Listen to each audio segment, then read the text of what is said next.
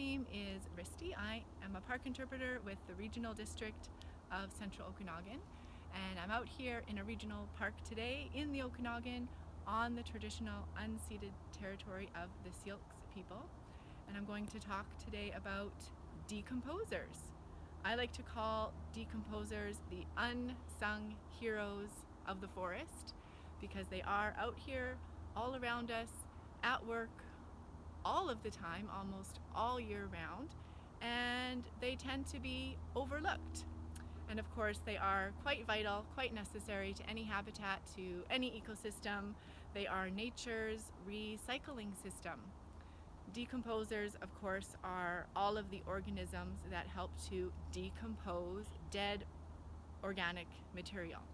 So out here in the park, I'm surrounded by all sorts of trees and bushes and plants, and we can see the ground is covered with all sorts of fallen leaves, fallen trees, fallen logs. All of this stuff on the forest floor is breaking down with the help of all sorts of organisms that we classify as decomposers. And the reason that they're heroes is because what would happen if these decomposers did not perform their job?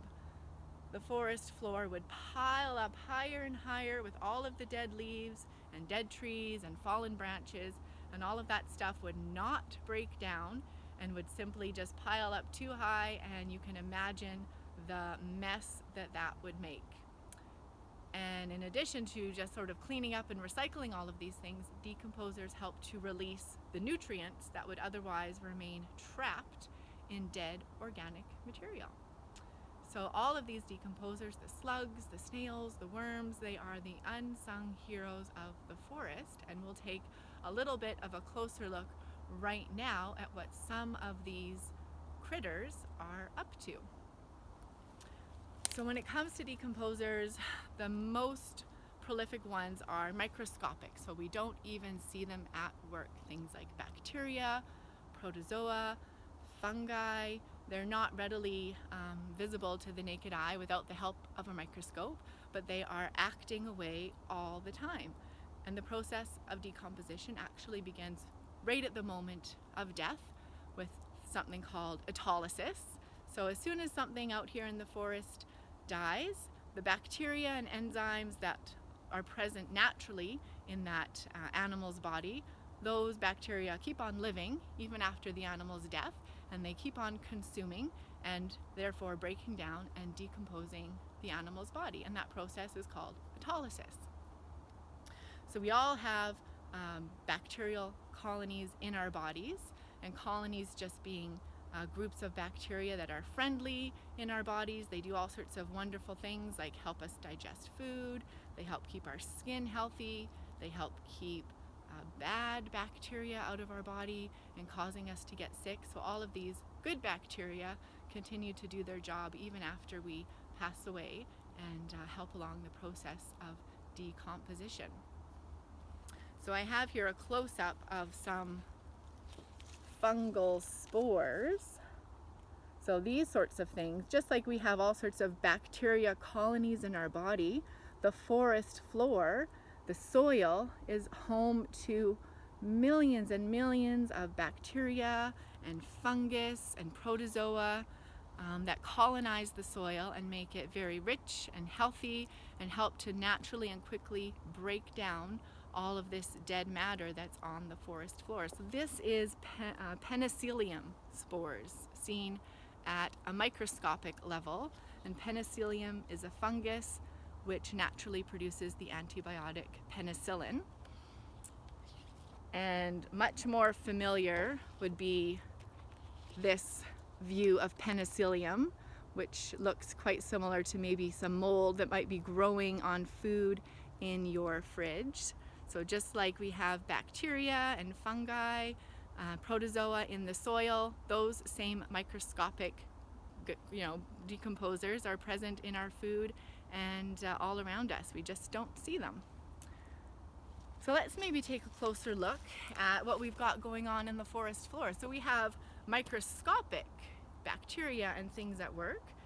Bacteria in the soil will start to eat away at leaves once they fall to the ground. So these leaves look like they've been nibbled on by some bugs, by a caterpillar. What I'm looking for is a leaf that looks like it's been skeletonized. So you can see the veins on the leaf. When a dead leaf falls to the ground, the bacteria in the soil will start to eat away at the leaf, and will eat away at this fiber in between the veins of the leaf, so that eventually all that's left is sort of the spine of the leaf and then all these veins, and it looks like the skeleton of a leaf. So these leaves have been nibbled on by a caterpillar. I don't quite see a leaf that's been skeletonized quite yet. A lot of these leaves are newly fallen to the ground. But anytime if you've been out in your yard raking the leaves and you see a leaf that looks like it's been skeletonized, that's the work of the bacteria in the soil breaking down and decomposing the leaf. So that's some of the microscopic processes at work. But what about some of the larger decomposers, the snails, the slugs, worms? Those fellows fall under a category called detritivores. So technically they are not decomposers. Decomposers are defined by their inability to eat large chunks of food. Bacteria, fungus, they don't have mouths and they don't have teeth and they don't eat and digest food the way that we do.